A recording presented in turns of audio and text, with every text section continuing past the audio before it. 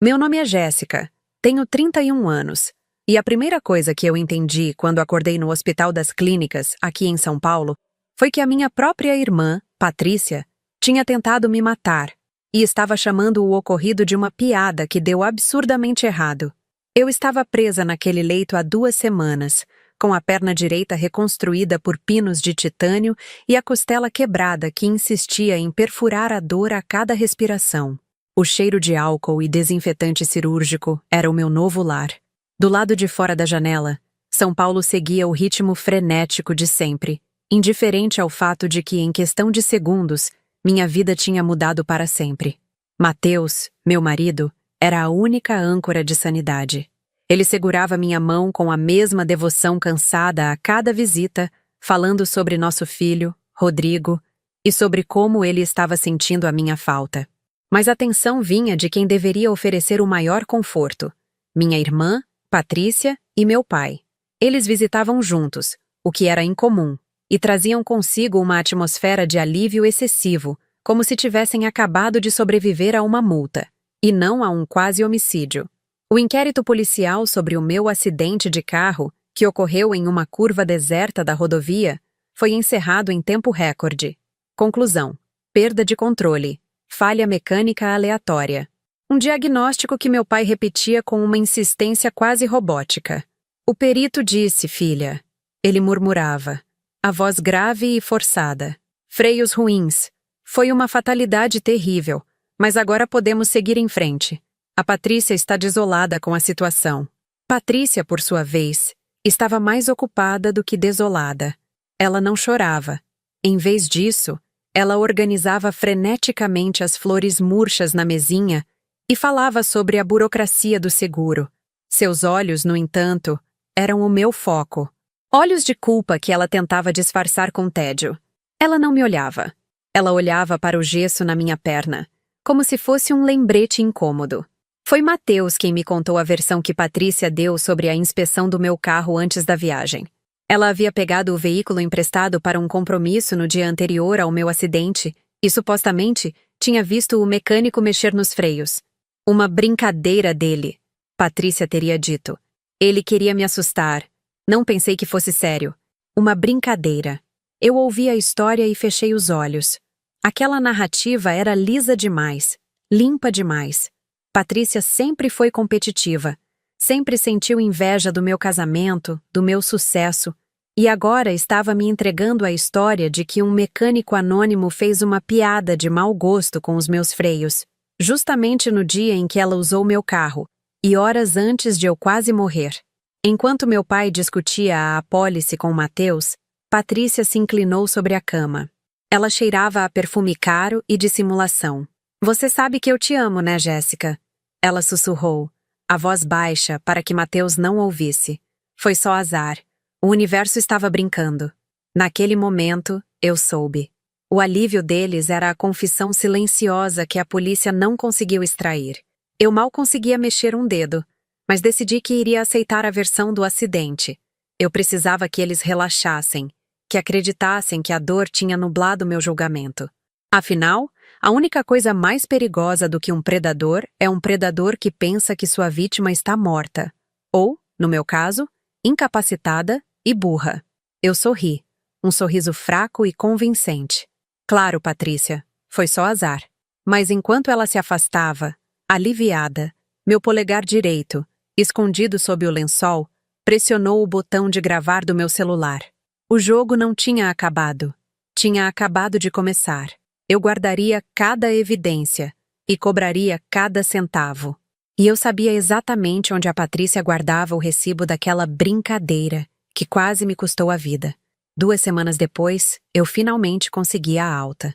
Estar de volta ao nosso apartamento em São Paulo foi um alívio, mas também uma tortura. Cada passo de Mateus, carregando-me do sofá para a cadeira de rodas improvisada, era um lembrete físico de que eu havia perdido minha autonomia, trocada por uma cama de hospital e pinos cirúrgicos. Eu passei as próximas 8 semanas em uma rotina tediosa de fisioterapia domiciliar e observação silenciosa. Eu assistia Rodrigo, nosso filho, tentando desenhar uma flor no gesso da minha perna. A casa, que Mateus e eu construímos com sacrifício e trabalho duro desde que nos casamos jovens, estava agora impregnada de um cheiro doce de tristeza disfarçada. Mateus era a perfeição da devoção, dividindo seu tempo entre o trabalho e o meu cuidado integral. Ele era a prova de que valia a pena lutar, mas o meu sorriso forçado para ele escondia um plano frio e meticuloso. Meu tempo era gasto entre as sessões de gelo e o celular. Patrícia e meu pai continuaram com as visitas de cortesia. Eles pareciam mais leves agora, convencidos de que eu estava totalmente focada na recuperação e na aceitação da versão oficial. O carro velho, os freios ruins, a fatalidade. Eles subestimaram a inteligência que o medo da morte tinha aguçado em mim. Usando um chip descartável que Mateus me comprou para fazer chamadas baratas, eu entrei em contato com um ex-colega que agora era investigador particular, Dr. Ricardo. Eu disse a ele que precisava de uma segunda opinião sobre o meu acidente para um processo de seguro. Transferi a ele R$ 20.000, o que nos forçou a apertar as contas, mas era o custo da verdade. Eu precisava saber se o meu corpo gritava por vingança injustificada ou se Patrícia realmente era a pessoa que eu temia que fosse. O relatório chegou 2 semanas depois, criptografado em um e-mail com anexos técnicos. Eu li o documento sozinha, de madrugada, sob a luz fraca do abajur. Mateus dormia profundamente ao meu lado, exausto. O perito contratado foi direto e técnico. A falha não foi aleatória nem natural. Os dutos hidráulicos tinham sido adulterados de forma grosseira, mas eficaz, parecendo desgaste. O relatório concluía que era uma intervenção intencional, feita por alguém com conhecimento básico de mecânica ou que havia seguido instruções precisas. Não era uma brincadeira de um mecânico anônimo. Era uma execução. Patrícia não queria me dar um susto. Ela queria garantir que eu nunca mais voltasse para casa. Eu pensei no passado, na inveja constante que ela nutria pelo meu casamento estável, pelo sucesso que eu tive ao abrir meu próprio negócio antes dos 30. Lembrei-me das conversas de meu pai sobre a herança, sobre como Patrícia sempre reclamava que Mateus e eu éramos os sortudos da família. A motivação era clara. Ela queria meu lugar, ou, na pior das hipóteses, minha parte. O alívio excessivo de Patrícia nas visitas agora parecia um verniz que cobria o ódio. Eles não apenas me abandonaram à mentira, mas ativamente a acobertaram. Eu precisava do recibo. Eu sabia que Patrícia, apesar de ser manipuladora, era terrivelmente descuidada com arquivos digitais. Lembrei-me do laptop antigo que ela havia deixado na casa dos meus pais, dizendo que não precisava mais. Eu precisava de um álibi para que Mateus o trouxesse. Amor, eu disse a Mateus no dia seguinte, minha voz calma.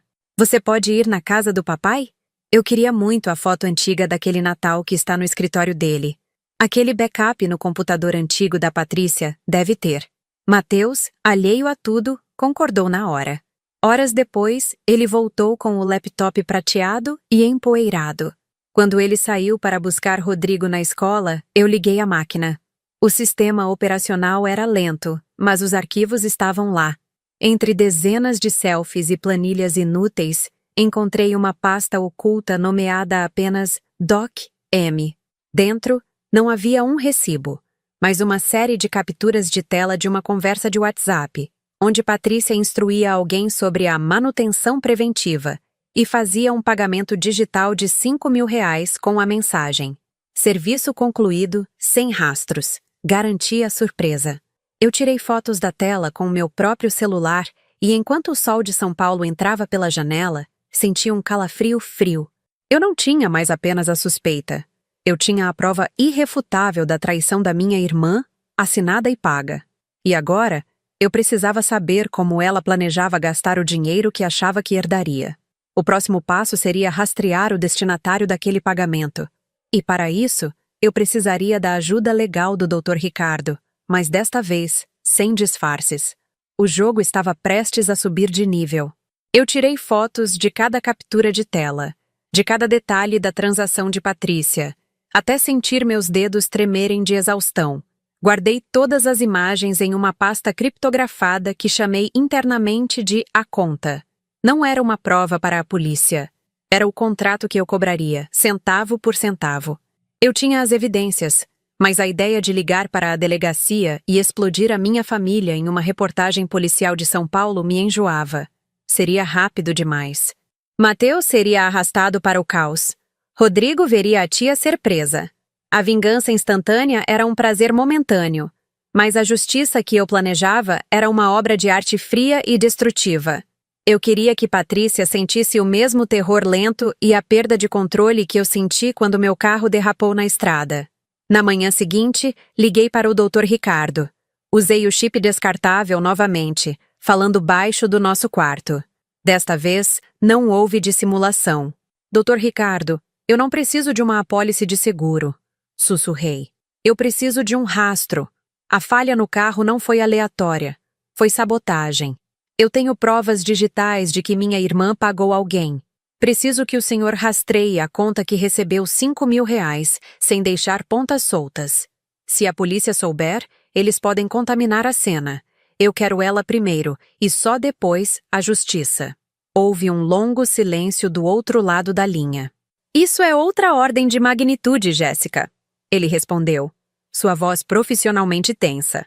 Estaremos lidando com um crime hediondo. Garanto a discrição total, mas o custo será alto. Eu não hesitei. Eu vou pagar. Cobrirei todas as despesas legais e de investigação. Eu quero saber quem aceitou dinheiro para me matar. Enquanto o Dr. Ricardo iniciava a investigação secreta sobre o recebedor dos R$ 5.000, meu trabalho era manter a máscara. Eu voltei a ser a Jéssica frágil, presa à cadeira de rodas, consumida pela dor física e focada apenas na fisioterapia. Eu forcei sorrisos e desabafei sobre a lentidão da recuperação com Patrícia, aproveitando para observá-la. Patrícia vinha menos agora, sempre com a desculpa de ter muito trabalho. Mas havia algo errado. Ela parecia esgotada, e não pelo estresse de me visitar. Em uma tarde, enquanto Mateus preparava o almoço, Patrícia recebeu uma ligação no celular. Ela se levantou bruscamente e foi para a sacada. Pela minha posição na sala, consegui ouvir pedaços da conversa, carregados de frustração. Não, eu não tenho o dinheiro. Agora. Ela sibilou.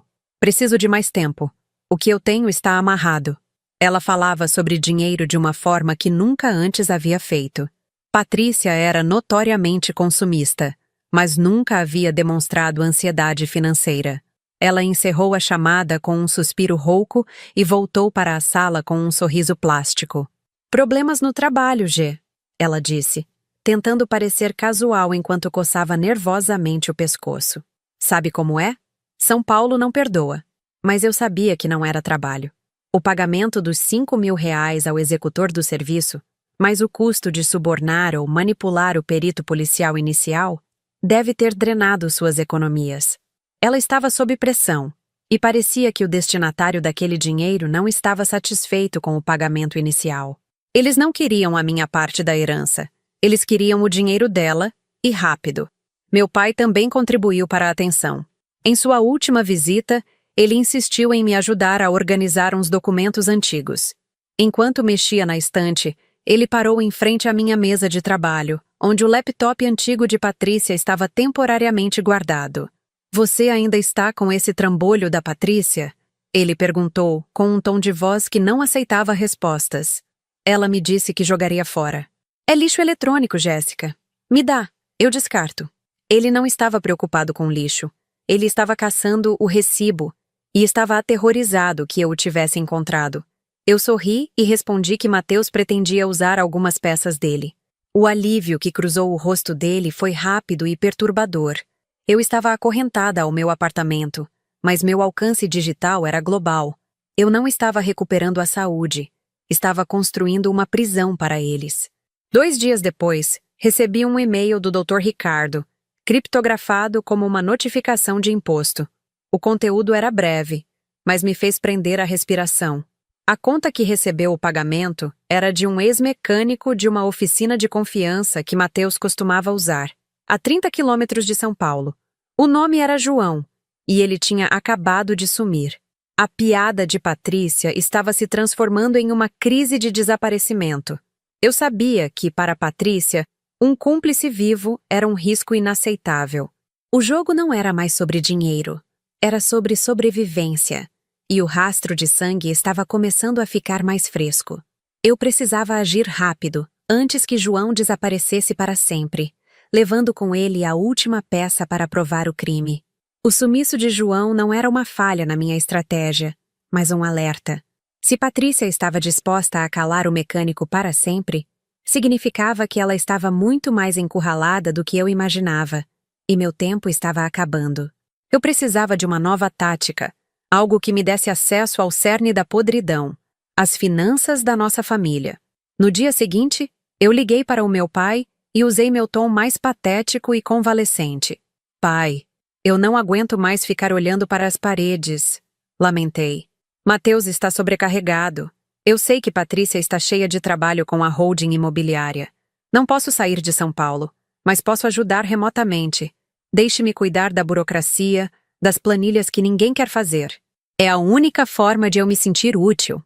Meu pai, um homem que sempre confundiu doença com incapacidade mental, engoliu a isca sem mastigar. Ele me via como a filha quebrada, inofensiva e entediada. Ele me concedeu acesso total aos sistemas de contabilidade da empresa, acreditando que eu ficaria feliz limpando documentos antigos. Patrícia nem se incomodou. Quando soube da minha nova função, ela apenas revirou os olhos em uma de suas visitas rápidas. Ótimo, G. Pelo menos você pode organizar as pastas de 10 anos atrás. Minha vida social em São Paulo não me permite perder tempo com esse tipo de bobagem. Ela disse, a arrogância servindo perfeitamente ao meu plano. Patrícia continuava com sua vida de luxo, postando fotos com o marido, Fábio, em restaurantes caros, enquanto eu estava trancada no meu quarto, ajeitando a mesa para que a cadeira de rodas ficasse na altura perfeita do monitor. Minha rotina agora era cirúrgica, fisioterapia pela manhã, e à tarde, eu mergulhava nos livros contábeis. A princípio, eram apenas números chatos, mas eu estava caçando desespero, e o cheiro de desespero financeiro é inconfundível. Levei 4 dias para sair da rotina e encontrar o primeiro sangramento sério. Patrícia não estava apenas gastando demais. Ela estava ativamente desviando recursos. Eu encontrei uma série de pagamentos corporativos disfarçados de consultoria de marketing, que, na verdade, iam diretamente para uma conta pessoal associada ao Fábio, seu marido. Eram centenas de milhares de reais ao longo do último ano, um esquema de lavagem pequena, mas consistente. Patrícia estava sustentando a vida extravagante deles com o dinheiro da empresa. Mas o que me fez parar de respirar veio uma semana depois. Eu estava analisando a saúde financeira geral da holding quando encontrei uma rubrica de passivo enorme, algo que sequer deveria existir.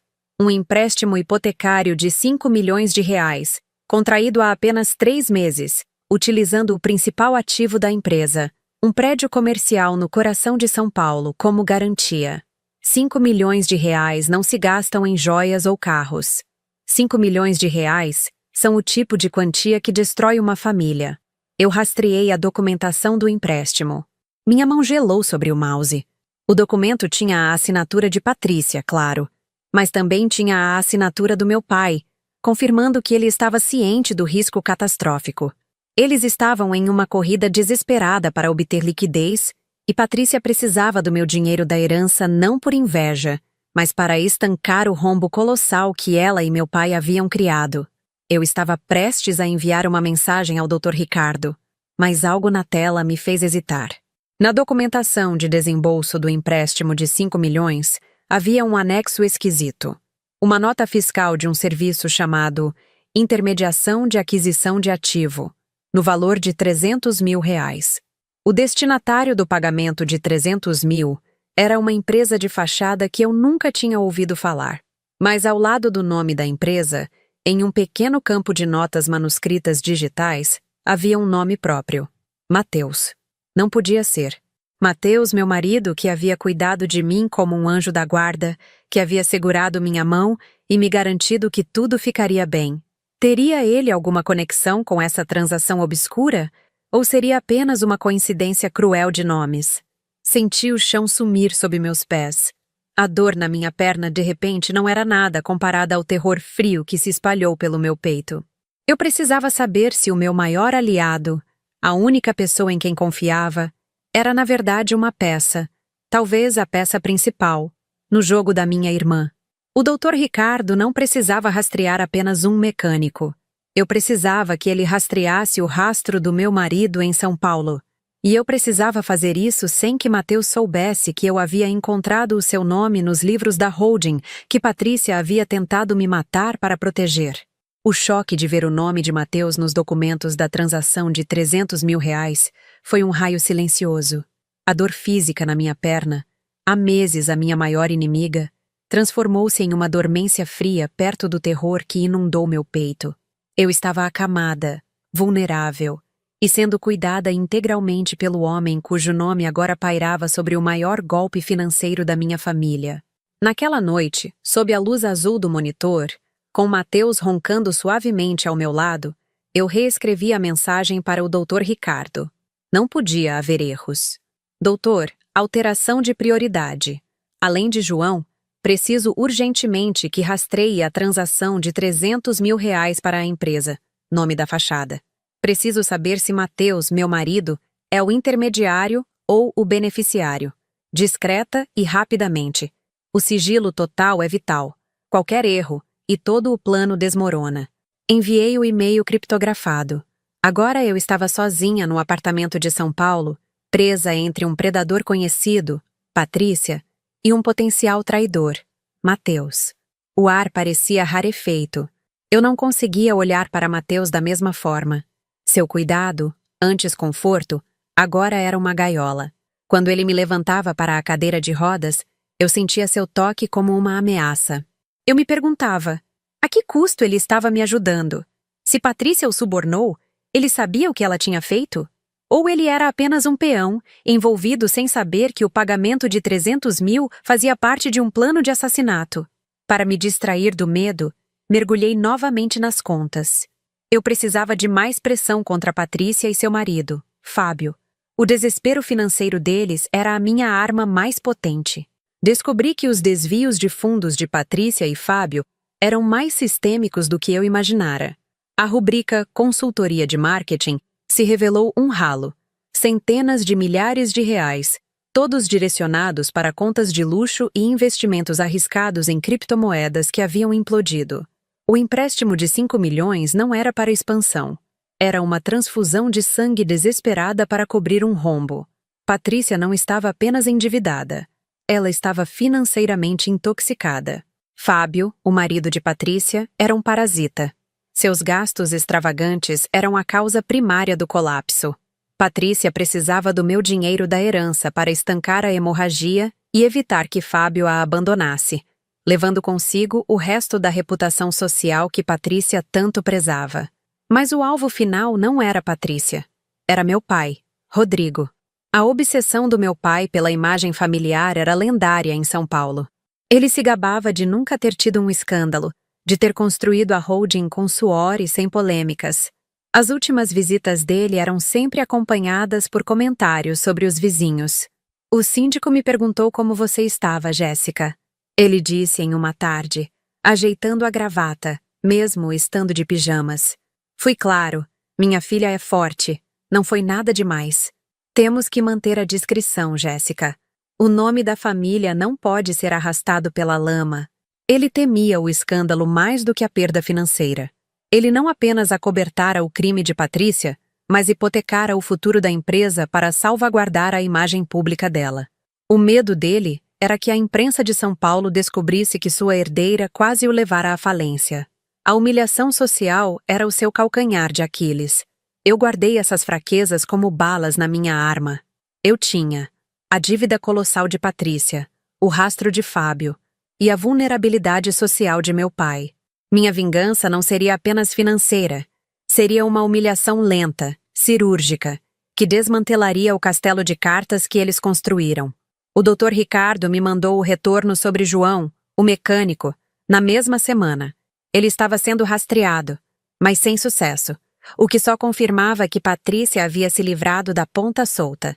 O rastro de Mateus, no entanto, veio com um anexo assustador. A empresa que recebeu os R$300 mil era, de fato, uma consultoria especializada em aquisição de ativos. E o Dr. Ricardo havia confirmado que Mateus havia assinado a papelada como agente intermediário para a transação. A evidência era clara. Mateus, meu marido, sabia sobre a transação que ajudou Patrícia a hipotecar nosso futuro e estava embolsando uma comissão poupuda por isso. Naquela noite, Mateus me trouxe um copo d'água e beijou minha testa, como fazia todas as noites. O carinho dele parecia uma mentira nojenta. Eu não conseguia mais fingir que ele era meu aliado. Eu precisava separá-lo de mim, colocá-lo em uma distância segura antes que o jogo virasse fatal. Eu sabia o que eu precisava fazer. Eu precisava forçar Mateus a sair de São Paulo por alguns dias. Eu precisava de tempo sozinha para organizar as provas e preparar o ataque final. E eu sabia exatamente como conseguir isso, apelando para a única coisa que ele valorizava mais do que a comissão: o nosso filho, Rodrigo. Eu sorri para ele, um sorriso ensaiado de esposa doente. Amor, eu disse, minha voz doce e frágil. Será que você e o Rodrigo poderiam ir para a casa da sua mãe por um fim de semana? Eu preciso de alguns dias sozinha para me reajustar à fisioterapia. Estou sobrecarregada. Se ele aceitasse, eu teria o tempo necessário. Se ele hesitasse, eu teria minha última confirmação da traição. E o jogo, de fato, viraria fatal. Mateus hesitou por um momento, a mão na maçaneta da porta. Não era uma hesitação de amor preocupado, mas de um cálculo rápido. Ele estava cansado de me carregar. Talvez o alívio que cruzou seu rosto fosse mais valioso do que o risco de me deixar sozinha. É claro, Jéssica. Você está certa. Você precisa de um tempo, ele disse, forçando um sorriso protetor. Eu ligo para a minha mãe. Rodrigo vai adorar a chácara. Voltamos no domingo à noite. Quando ouvi o carro se afastando na rua de São Paulo, senti um silêncio pesado e glorioso descer sobre o apartamento. Eu estava sozinha, livre da máscara de esposa e vítima. Arrastei minha cadeira de rodas até a mesa, liguei o laptop e abri a planilha de contabilidade que Patrícia havia me mandado organizar. Eu estava caçando um alvo específico: o acordo de aquisição de um terreno que estava em fase final de fechamento. Patrícia havia se gabado que seria o grande respiro financeiro que traria liquidez para a empresa, e parte da margem de lucro seria usada por Fábio para cobrir seus rombos mais urgentes. O contrato era de 5 milhões de reais. Eu me concentrei em uma cláusula obscura de indexação de preços atrelada à taxa de câmbio que deveria ser fixada na data de assinatura. Com a precisão de um cirurgião digital, troquei o número do índice. Não era uma alteração óbvia, apenas um deslize administrativo, um erro de digitação de um decimal em uma equação complexa, feito pela irmã doente e entediada. O efeito, no entanto, seria catastrófico. Quando o contrato fosse executado no dia seguinte, a transação seria finalizada com uma perda imediata de R$200 mil, recaindo diretamente sobre a margem de lucro que Patrícia e Fábio estavam contando. Liguei a máquina de café, meu único cúmplice, e esperei. O resultado não demorou a chegar. Era sábado à tarde, e eu estava em frente à janela, vendo a garoa típica de São Paulo cair. Meu celular, o chip descartável, tocou. Era Patrícia, e ela estava histérica. "O que diabos você fez com o arquivo de aquisição, Jéssica?" Ela gritou, a voz rouca e totalmente desprovida de sua habitual calma arrogante. Eu mantive minha voz fraca e confusa. "Patrícia, eu só organizei os anexos como o papai pediu. Você me disse que estava na correria. Houve algum problema?" "Houve um problema? Perdemos R$200 mil, Jéssica. A taxa de indexação estava errada. Foi um erro ridículo, Júnior. Foi um erro de principiante. E agora, Fábio está enlouquecendo porque aquele dinheiro ia para cobrir aquela linha de crédito dele." Ela estava falando alto demais para um erro administrativo. Ela estava falando sobre o desespero de Fábio. "Eu sinto muito, irmã. Deve ter sido minha cabeça. O médico disse que o pós-operatório afeta a concentração." Eu lamentei, fingindo um soluço. "Eu só queria ajudar. Deixe-me ver o arquivo. Eu corrijo agora." Não toque em mais nada." Ela sibilou, mas eu notei um tom de alívio estranho em seu pânico. Patrícia não estava furiosa comigo. Ela estava furiosa com a perda, mas aliviada por ter uma desculpa fácil para a falha. A culpa podia cair sobre a irmã doente, não sobre sua própria supervisão negligente, ou pior, sobre o rombo financeiro que ela e Fábio haviam causado. Vou ter que assumir essa perda no balanço. Diga ao papai que foi erro meu. Ele vai entender.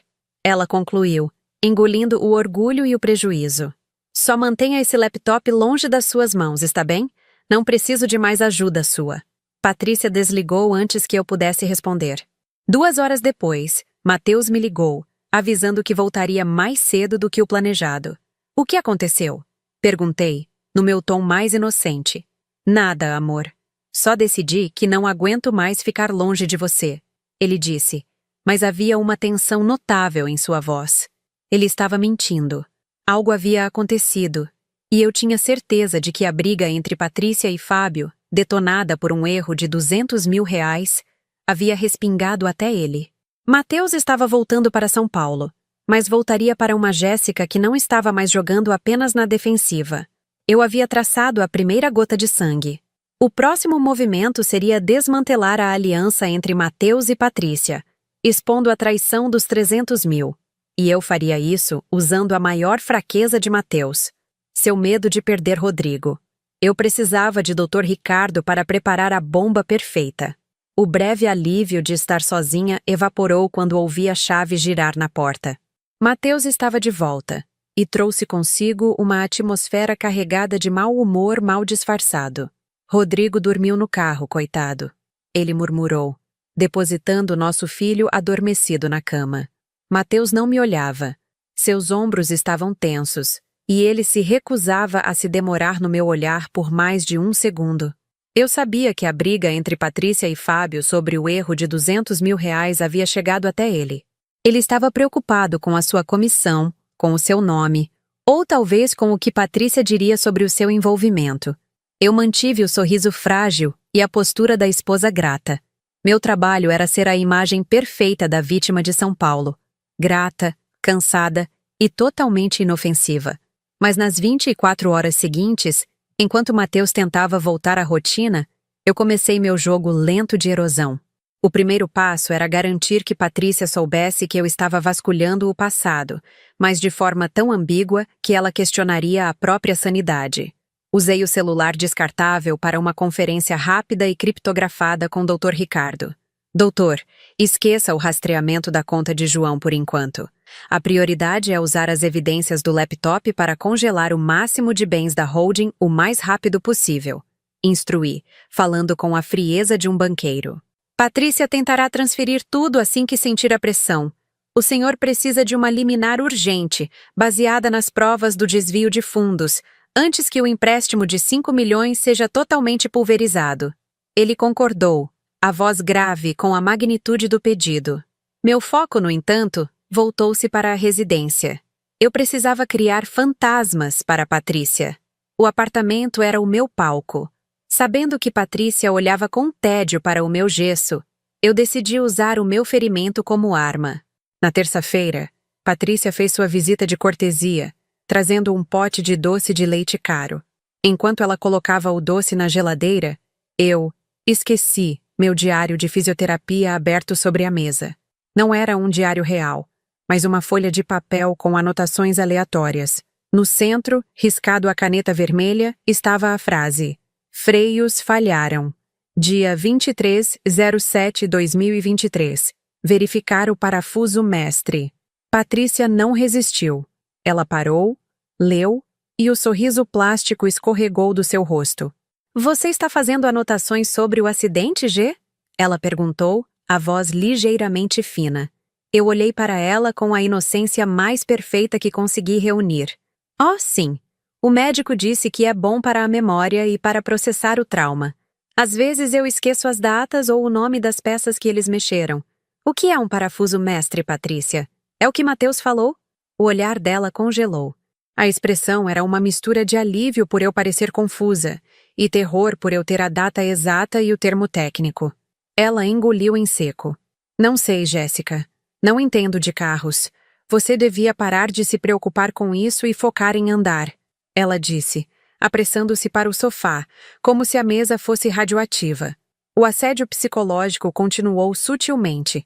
No dia seguinte, eu pedi a Mateus que procurasse um livro que ele jurava ter visto no porta-malas do carro antes do acidente. Patrícia pegou meu carro naquele dia, Mateus. Eu comentei. Talvez ela tenha mexido no porta-malas. Procura lá de novo, por favor. É o livro sobre como abrir uma holding, você lembra? Mateus franziu a testa, desconfortável com a menção indireta ao dia do quase assassinato, mas obedeceu. Quando Patrícia voltou na quinta-feira, eu fiz minha jogada mais ousada. Eu a convidei para me ajudar a montar um quebra-cabeça que Rodrigo havia deixado no chão. Enquanto ela se ajoelhava perto da cadeira de rodas, eu gentilmente desviei minha mão do braço da cadeira e deixei cair no carpete um pequeno item de metal. Era um clipe de papel dobrado, feito para se parecer exatamente com um pequeno pedaço de fio ou duto cortado. Ai, que desastrada! Murmurei, fingindo não conseguir pegá-lo. Patrícia, você pega esse pedacinho de metal para mim, por favor? Não sei de onde veio. Patrícia pegou o objeto. Sua respiração falhou. Seus olhos, que antes expressavam tédio, agora gritavam pânico. Ela não viu um clipe de papel. Ela viu uma evidência que eu, a vítima quebrada, havia descoberto. Ela esmagou o clipe na mão, visivelmente tremendo, antes de colocá-lo, forçadamente, no meu colo. Jéssica, você precisa parar com isso. Você está vendo coisas. Ela sibilou. Isso é estresse pós-traumático. Você está se deixando levar pela paranoia. Eu sorri para ela, um sorriso que não alcançou meus olhos. Talvez sim, irmã. Ou talvez eu esteja apenas começando a ver claramente. Patrícia saiu pouco depois, quase fugindo. Mas a pressão estava longe de ser suficiente. Eu precisava de Mateus fora de São Paulo novamente. E o alarme disparado por Dr. Ricardo me deu a oportunidade perfeita. O Dr. Ricardo havia conseguido a liminar para examinar as finanças da holding, mas Patrícia, prevendo o movimento, havia acabado de comprar passagens de última hora para a Europa para ela e Fábio.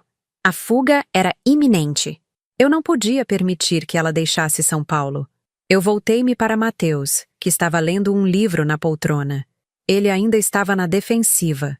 Eu precisava de um álibi de urgência médica para Patrícia e precisava que Mateus fosse a fonte da distração perfeita.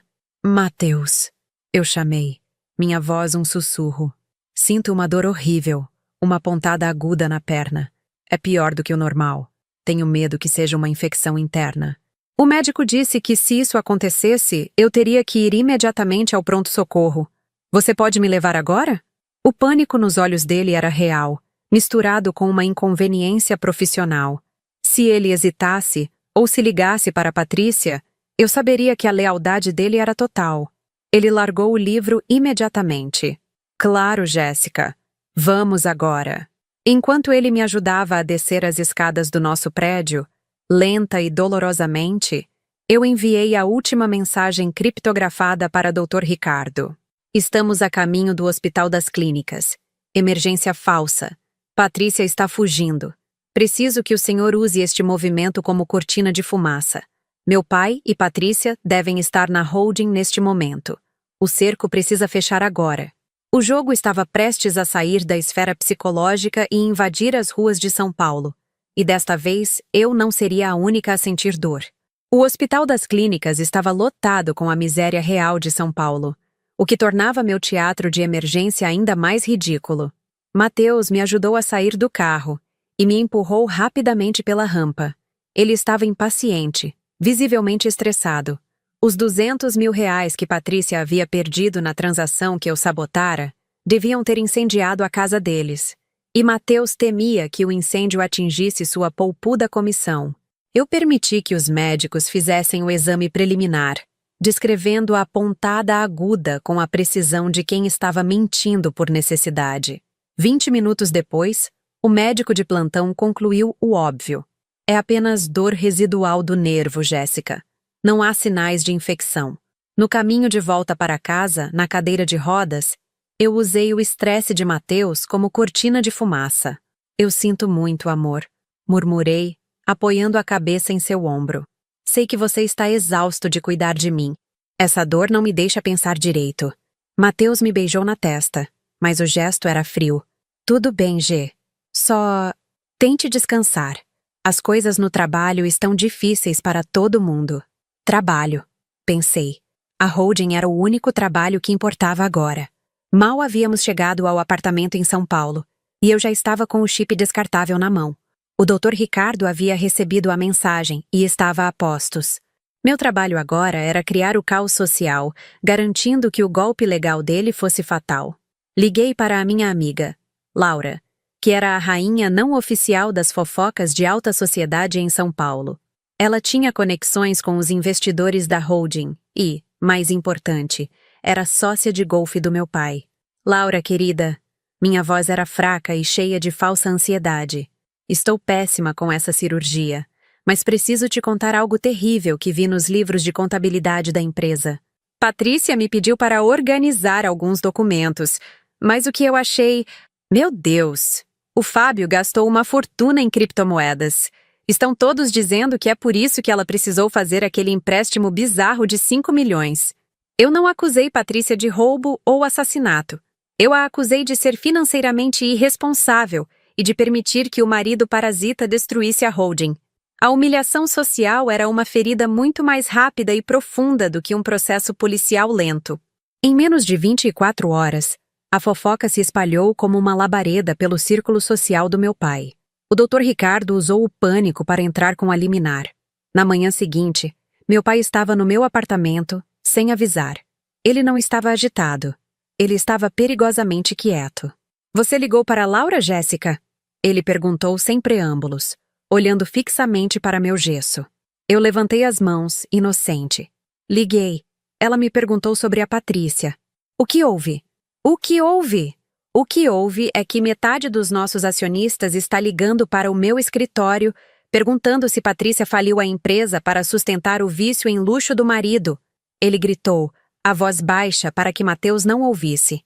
Os jornais de fofoca corporativa já estão de olho, Jéssica. Não preciso de investigação policial, preciso de silêncio. O medo dele de que o nome da família fosse arrastado pela lama de São Paulo superava o medo da cadeia. Patrícia é uma irresponsável, ele sibilou, puxando um envelope pesado do paletó. Ela e Fábio estão oficialmente fora da administração. Ela está destruindo o nosso nome. Ele jogou o envelope na mesa. Eu abri com as mãos trêmulas. Desta vez, por pura adrenalina. Dentro estava um novo contrato. Você, Jéssica, é a única pessoa que eu sei que se importa com a nossa reputação.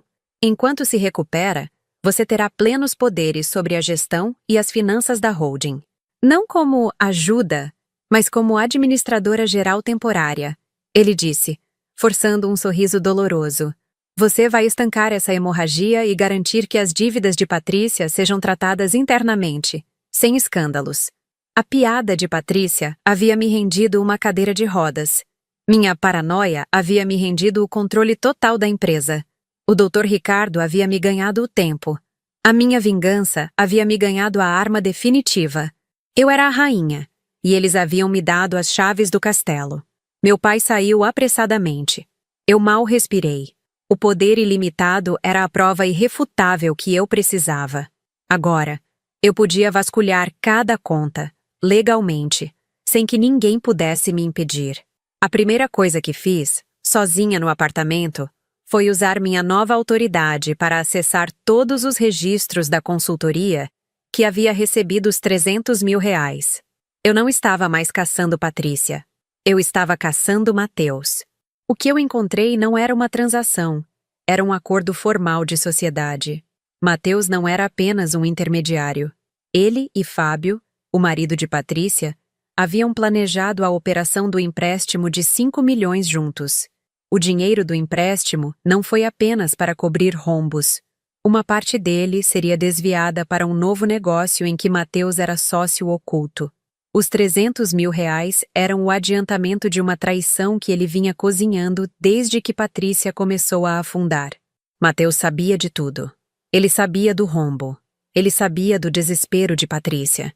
E ele aceitou ser cúmplice da destruição da minha vida e da minha família para embolsar um lucro obsceno. Eu não o encarei quando ele voltou. Eu apenas sorri. um sorriso mortal. A vingança de Patrícia era fria, mas a minha seria glacial. Eu tinha a empresa, tinha as provas, e agora eu tinha o plano perfeito para desmantelar o futuro de Mateus. O próximo passo seria garantir que ele não pudesse fugir de São Paulo, ou, mais importante, que ele não pudesse tocar no meu filho. O cerco final estava prestes a se fechar. Eu não conseguia piscar. Meu coração batia um ritmo surdo e lento contra a dor do gesso, que parecia agora uma algema. Mateus estava no chuveiro. O som da água caindo sobre ele, purificando-o do suor do dia, era um contraste cruel com a sujeira moral que ele carregava.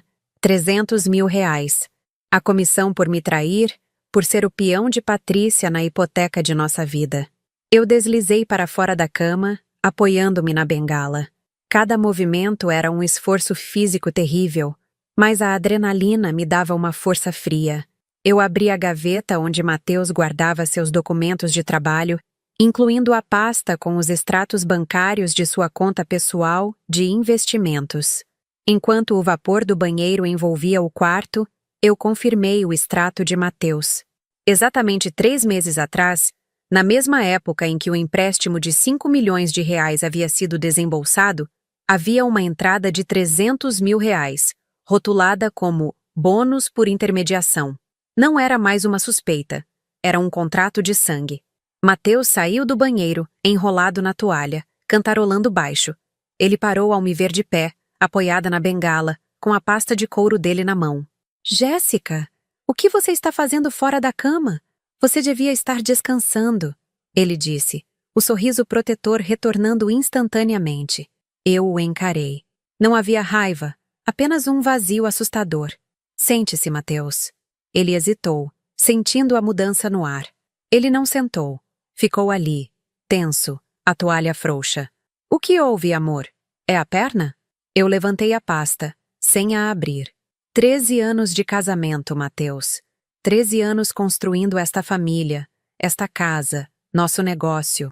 O que vale 13 anos de verdade na sua planilha? Ele empalideceu. O sorriso desapareceu. Ele não perguntou o que eu tinha encontrado. Ele apenas perguntou: Patrícia? O fato de ele culpar imediatamente Patrícia e não negar seu envolvimento era a última facada.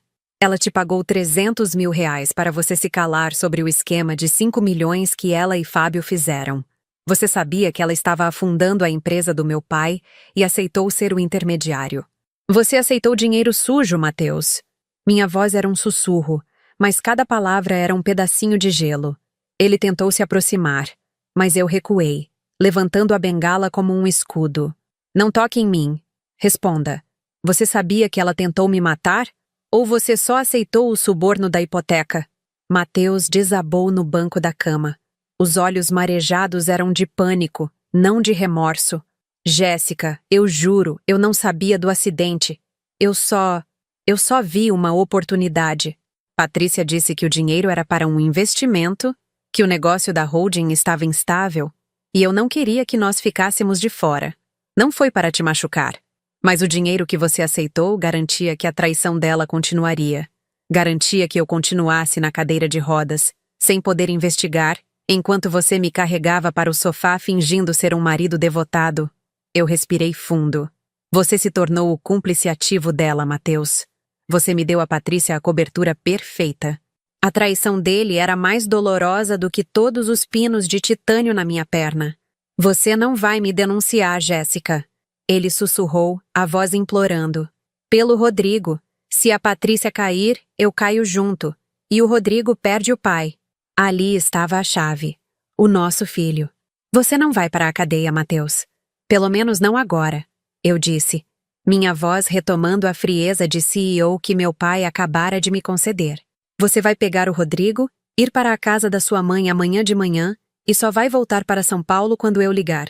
Se você ligar para Patrícia ou Fábio, se você tentar mover qualquer quantia da sua conta, se você pisar neste apartamento antes da minha permissão, eu garanto que você perderá a custódia de Rodrigo por abandono parental e a comissão será confiscada. Você será a única ponta solta que a Patrícia vai sacrificar. Entendeu? O terror dele era visível. Ele percebeu que eu não estava mais pedindo. Eu estava ordenando. Sim, Jéssica. Eu entendi. Ele balbuciou. Assim que Mateus se trancou no quarto de hóspedes, liguei o laptop. Eu precisava quantificar o custo da minha vingança. Este não seria um divórcio. Seria uma liquidação de danos. Abri as planilhas da holding e comecei a calcular a conta. 1. Dano físico e moral. Os custos hospitalares e a fisioterapia totalizavam R$ 220 mil. Eu multipliquei o valor por 5, adicionando a dor e a perda de autonomia, chegando a uma indenização moral de R$ 1.100.000. 2. Dívida corporativa. Os R$ 5 milhões que Patrícia e meu pai hipotecaram da holding deveriam ser devolvidos, imediatamente. 3. Perda de lucro futuro. A sabotagem do meu carro e meu afastamento do meu próprio negócio representavam uma perda projetada de R$ 1.500.000. O total era astronômico. R$ 6.600.000. Este era o preço para me matar, o preço da traição de Mateus e o custo para Patrícia e Fábio serem expulsos do meu mundo. Liguei para Dr. Ricardo. Doutor, prepare a liturgia final. Preciso que o senhor entre com um pedido de congelamento total e preventivo dos bens pessoais de Patrícia e Fábio, incluindo o imóvel que eles estão usando como residência, até o valor de R$ 6.600.000, com base nas evidências de desvio de fundos da holding. Eu sou a administradora agora e a denúncia virá de dentro. Houve um breve silêncio, seguido por um clique de teclado. Jéssica, isso é total. Eles estarão na rua. Exatamente, respondi. Eu quero o endereço de São Paulo deles como garantia. E doutor, inclua na notificação que o motivo do pedido é a cobertura dos custos de recuperação da vítima de sabotagem. Eu quero que eles leiam a palavra sabotagem nos documentos oficiais. Eu não queria a prisão imediata. A prisão era um alívio rápido. Eu queria a humilhação financeira lenta e o terror de perder tudo. Eu queria que eles soubessem que a vítima que tentaram silenciar estava usando o poder que eles mesmos me deram para destruí-los metodicamente. Com o plano de ação finalizado, desliguei o telefone. O apartamento estava em silêncio. Mateus e Rodrigo iriam embora pela manhã. Patrícia e Fábio estavam prestes a receber a notificação de penhora preventiva.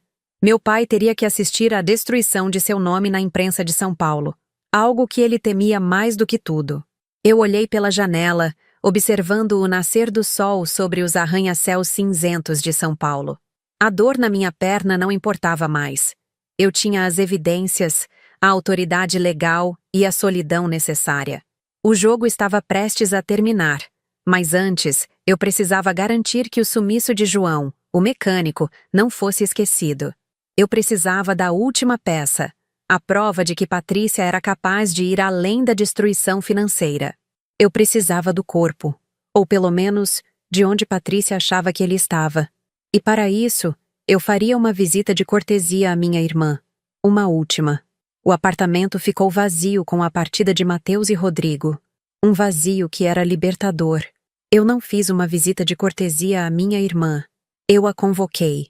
Usando minha nova e temporária autoridade, marquei uma reunião de emergência do conselho, citando desvio grave e emergencial de fundos e risco de falência iminente. Patrícia não ousou recusar. Ela precisava me enfrentar. Eu me preparei como um general para a guerra. Vesti um blazer impecável sobre a roupa de cama e arrumei o cabelo. Dr. Ricardo me pegou em casa, garantindo que minha entrada no escritório, no coração financeiro de São Paulo, fosse marcada pela máxima dignidade possível para alguém em uma cadeira de rodas. O escritório estava silencioso, tenso. Na sala de reuniões, o grande lustre refletia sobre a mesa de mogno. Meu pai estava lá, pálido, ao lado de 3 membros do conselho. Patrícia e Fábio chegaram atrasados, com as faces contorcidas pelo pânico. Eles haviam recebido a notificação de penhora preventiva e a demanda de R$ 6.600.000 para cobrir os custos de recuperação da vítima de sabotagem. A palavra sabotagem pairava no ar como fumaça tóxica. Patrícia tentou atacar primeiro. Jéssica não está apta. Ela está paranoica. Ela tem estresse pós-traumático e está sabotando a empresa com alegações infundadas sobre um erro contábil. Eu não elevei a voz. Apenas deslizei a cadeira de rodas para a cabeceira da mesa. Senhores, comecei, ignorando a histeria de Patrícia. A holding sofreu uma perda catastrófica nos últimos 3 meses. Eu fui colocada como administradora temporária para estancar a hemorragia. Mas o problema é muito mais profundo que a instabilidade do mercado. Eu projetei a tela do meu laptop na parede. A primeira imagem era a documentação do empréstimo de 5 milhões de reais. Este empréstimo não foi para expansão, mas para cobrir um rombo. Expliquei friamente. A senhora Patrícia e o senhor Fábio realizaram desvios sistemáticos de fundos corporativos, disfarçados de consultoria de marketing, para sustentar um estilo de vida que a empresa não podia bancar, e investimentos pessoais de alto risco. Os acionistas murmuraram, horrorizados com a exposição pública. Meu pai afundou na cadeira, o rosto vermelho. O medo do escândalo corporativo era real. O rombo inicial, somado aos investimentos perdidos em criptomoedas, totaliza mais de 2 milhões de reais. Continuei. Para cobrir esse desfalque, o principal ativo da holding, o prédio comercial em São Paulo, foi hipotecado por 5 milhões. Esta decisão foi tomada sem a aprovação completa do conselho e é legalmente contestável. Patrícia se levantou batendo as mãos na mesa. Isso é mentira. O papai aprovou. Meu pai permaneceu em silêncio. Ele não ia me desmentir, não com o futuro da empresa em risco. Este empréstimo nos deixou à beira da insolvência, falei. E para complicar a situação, a senhora Patrícia e seu marido se utilizaram de uma manobra ilegal para acelerar uma herança que ainda não lhes pertencia. A evidência é clara. O desvio de fundos de 300 mil reais, rotulado como comissão, para um intermediário na operação. Patrícia e Fábio trocaram olhares apavorados, mas não disseram nada sobre Mateus. Eles sabiam que expô-lo também exporia a extensão de seu próprio crime. Dr. Ricardo, sentado ao meu lado, pegou a palavra, sua voz seca e legalista. Os custos para sanar a dívida e os danos decorrentes do afastamento da administradora original por sabotagem intencional totalizam os 6.600.000 reais já notificados. Para proteger a integridade da holding, apresentamos uma moção urgente. A moção era simples e brutal. Patrícia e Fábio deveriam renunciar imediatamente a todos os bens e direitos sobre as ações da holding, transferindo o controle total e irrevogável para mim, Jéssica, como administradora permanente. Se recusassem, a denúncia legal seria aberta imediatamente, expondo o escândalo financeiro e a tentativa de homicídio à imprensa de São Paulo. O conselho votou unanimemente a meu favor. Patrícia não chorou. Ela gritou. Ela xingou meu pai, chamando-o de covarde. Ela gritou sobre a injustiça, mas estava gritando com uma frieza de quem havia perdido o último cartucho. Fábio pegou o braço dela, tentando arrastá-la para fora do humilhante corredor de saída. Eu os observei. Eles haviam perdido a casa, a carreira e o futuro, tudo em menos de 24 horas. Para uma mulher que eles pensavam estar morta. Patrícia! Chamei, pouco antes de ela passar pela porta. Ela se virou, os olhos injetados de ódio puro. Você me perguntou sobre o parafuso mestre, não foi? Eu disse, com o meu sorriso mais doce e letal. Eu não sei o que é, mas eu sei exatamente onde João, o mecânico, foi depois de te receber 5 mil reais. E essa informação, irmã, não é para um juiz. É para a polícia. O rosto de Patrícia se transformou em uma máscara de horror absoluto. Ela soube, naquele instante, que o jogo financeiro havia acabado e o jogo de sobrevivência havia começado. Ela não estava apenas falida. Ela estava na mira de um crime hediondo. Ela fugiu do escritório como se o prédio estivesse em chamas. A vingança financeira estava completa. Eu tinha o controle. A dívida seria paga. E eles estavam arruinados. Mas faltava a prova final, o paradeiro de João. Patrícia sabia onde a ponta solta estava enterrada. Enquanto o Dr. Ricardo limpava a papelada, eu liguei para Mateus. Ele atendeu no primeiro toque. Você está a salvo com o Rodrigo? Perguntei. Sim, Jéssica. O que aconteceu na reunião? A Patrícia está fora. Eu assumi tudo, respondi, mantendo a voz firme. O cerco legal está se fechando sobre ela.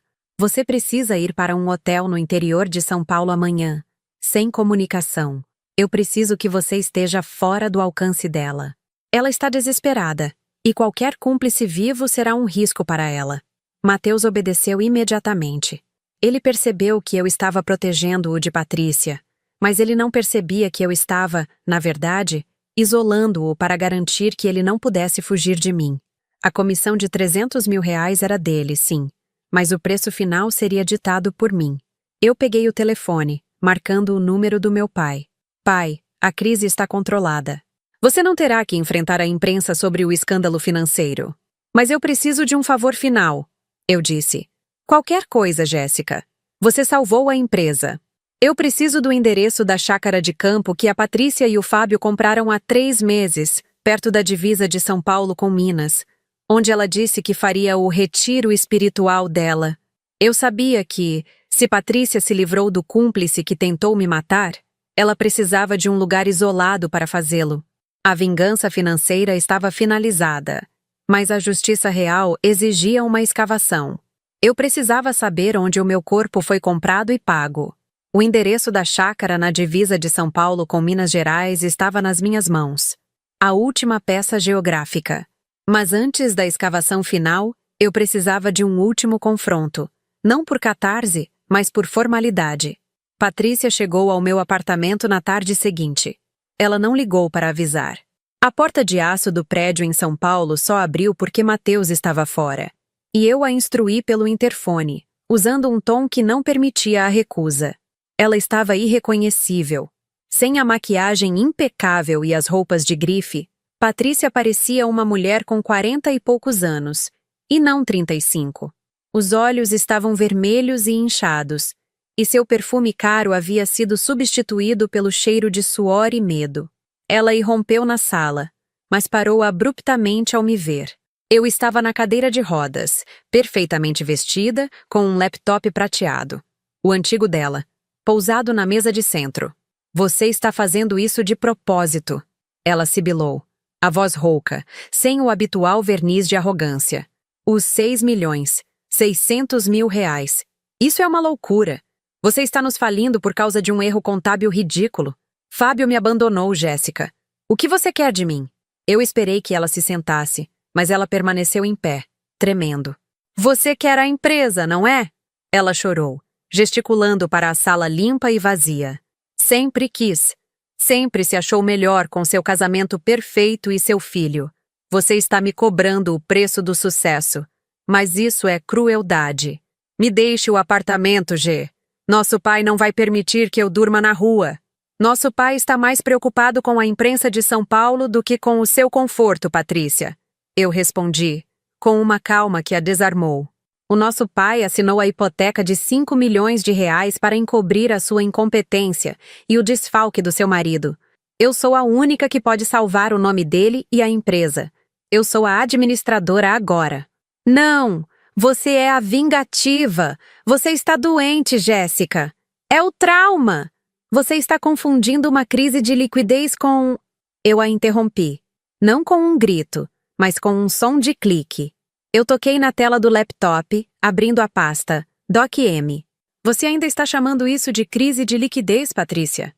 A tela iluminou-se com a série de capturas de tela. As instruções para a manutenção preventiva dos freios. O pagamento de 5 mil reais. A mensagem final. Serviço concluído, sem rastros.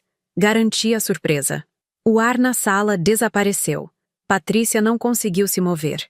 Ela olhou para a tela e depois para o meu gesso na perna, como se só agora o acidente se tornasse real. Você não pode ter encontrado isso. Ela balbuciou. Eu sorri, um sorriso lento e frio. A piada da minha irmã quase me matou, Patrícia. Desde o dia em que você disse ao Mateus que um mecânico qualquer estava brincando com os meus freios, eu soube. Seu alívio era um recibo. E eu não estava paranoica. Eu estava juntando as evidências, aceitando a sua mentira para que você relaxasse e cometesse mais erros. Eu a encarei. Minha perna ferida era agora um emblema de poder. A justiça instantânea seria a prisão, Patrícia. E isso seria fácil demais. A prisão significa que o Estado te alimenta, te veste e te dá um teto. Eu não queria isso. Eu disse, minha voz baixa e calculada. Eu queria que você perdesse tudo o que valoriza. A reputação, o dinheiro e o luxo de São Paulo.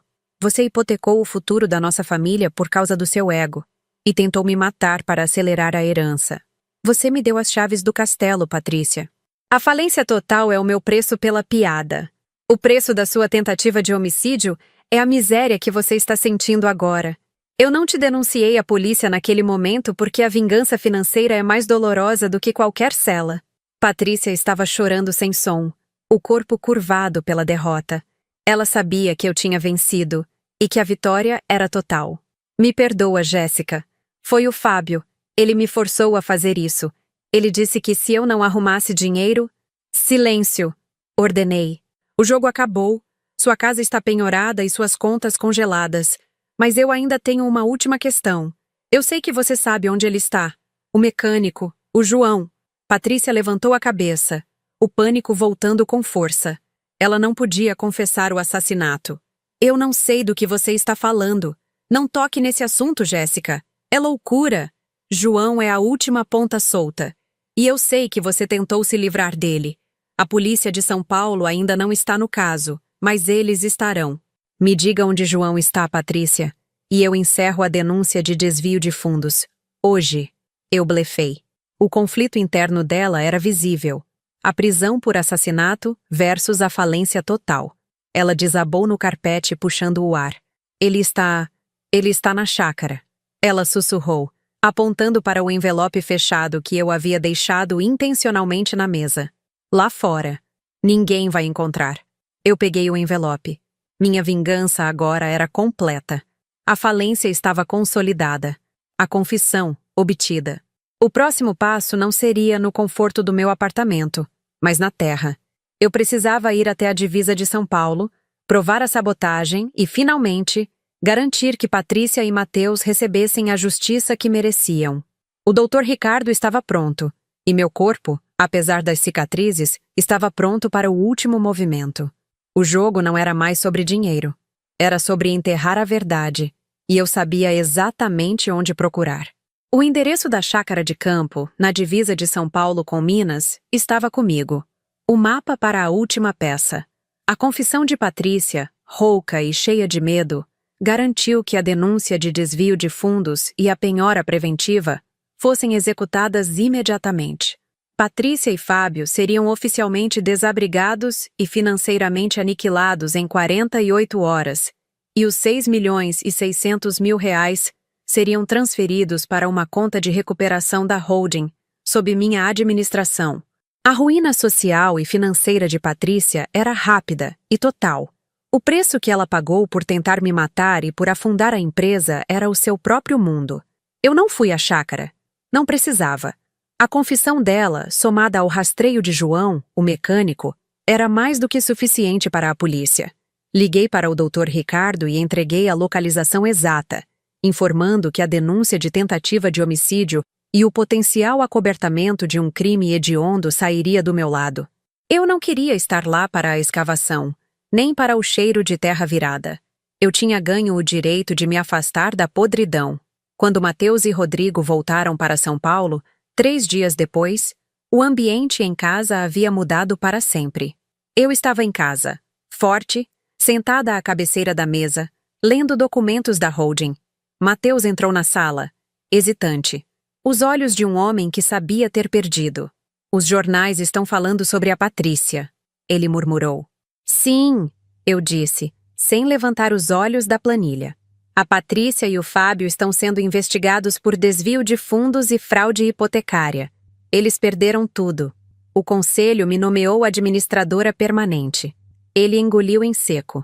E o Rodrigo? Eu olhei para o nosso filho que estava desenhando sozinho no carpete, alheio ao colapso financeiro de sua família, mas absorvendo a atenção. A omissão de Mateus havia permitido que a destruição chegasse até nós. O Rodrigo fica comigo, Mateus, declarei. Você tem até o final do mês para sair do apartamento. Os 300 mil reais que Patrícia lhe pagou serão usados para o seu novo começo, mas não conte com a minha ajuda ou com a da holding. Ele tentou argumentar, falar sobre amor, sobre perdão, mas eu já tinha fechado a porta. O amor dele havia sido cotado em 300 mil reais. A traição dele era uma cicatriz mais profunda do que os pinos de titânio. Meu pai me ligou, devastado pela humilhação, mas grato. Eu havia salvado a reputação da família e a empresa. Ele me deu total autonomia, pedindo apenas que Patrícia fosse tratada com discrição pela imprensa de São Paulo. Eu concordei. A justiça agora cabia ao Estado, mas a miséria era minha incumbência. 2 semanas depois, Mateus saiu de São Paulo, levando pouca coisa além do terno de casamento e o extrato bancário dos 300 mil. Rodrigo ficou. Ele estava triste, confuso, mas sob o meu cuidado. 1 mês depois, eu estava pronta.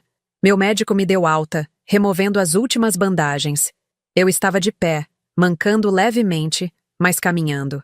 A dor era uma lembrança constante. Eu tinha o controle da holding, a falência de Patrícia e a confissão.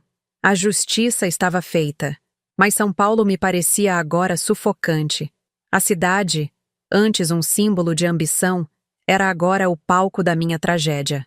O cheiro de gasolina e café, antes familiar, trazia o eco da traição e do cheiro de desinfetante cirúrgico.